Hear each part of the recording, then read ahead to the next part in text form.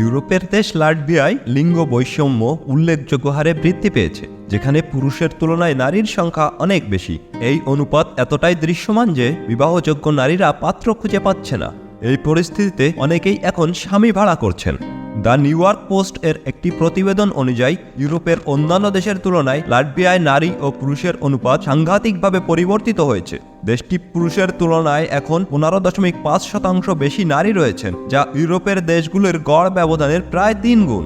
এই অবস্থায় সময় কাটানো থেকে শুরু করে গৃহস্থলীর কাজের সাহায্যের জন্য নারীরা অস্থায়ী স্বামী চাইছেন, কিন্তু সেক্ষেত্রে একজন পুরুষ 10 থেকে 12 জন নারীর কাছ থেকে সীমিত সময়ের জন্য বিয়ের প্রস্তাবও পাচ্ছেন। লাটভিয়ায় শুধু তরুণ তরুণীর অনুপাত নয়, বয়স্কদের ক্ষেত্রেও বিশাল ব্যবধান তৈরি হয়েছে। 65 বা তার বেশি বয়সীদের মধ্যে পুরুষের তুলনায় নারীর সংখ্যা প্রায় 3 গুণ। কর্মক্ষেত্র থেকে শিক্ষাক্ষেত্র সর্বত্রই নারীরা সেখানে সংখ্যাগুরু। নারীরা জানাচ্ছেন, কর্মক্ষেত্র এবং দৈনন্দিন জীবনে পুরুষের অভাব স্পষ্ট।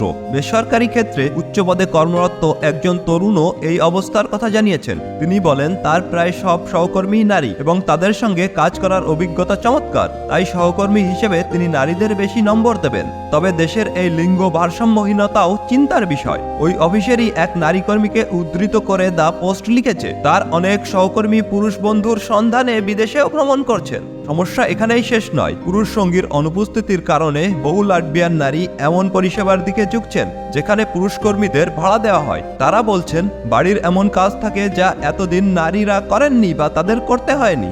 যেখানে চাহিদা রয়েছে সেখানে যোগানও এসেছে।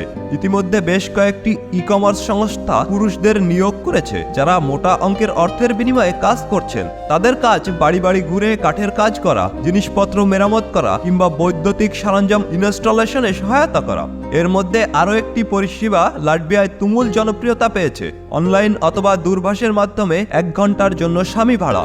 এই সংস্থাগুলো চাহিদা অনুযায়ী পুরুষদের পাঠাচ্ছে। তারা বাড়ি গিয়ে রং করা থেকে শোয়ার ঘরের পর্দা ঠিক করা, এমনকি পোষ্যকে দেখভাল, সবটাই বাড়ির কর্তার মতো করে দিচ্ছেন। তাহলে কেন এই লিঙ্গ বৈষম্য তৈরি হলো? লাটভিয়ার বিশেষজ্ঞ চিকিৎসকেরা বলেছেন, সামাজিক কারণ অবশ্যই রয়েছে, তবে বড় কারণ হলো পুরুষের দৈনন্দিন অভ্যাস। গবেষণায় দেখা গিয়েছে, লাটভিয়ায় পুরুষদের আয়ুষ্কাল কম। এর জন্য ধূমপানের উচ্চ হার এবং জীবনযাপনে শৃঙ্খলার অভাবকেই দায়ী করা হয়েছে।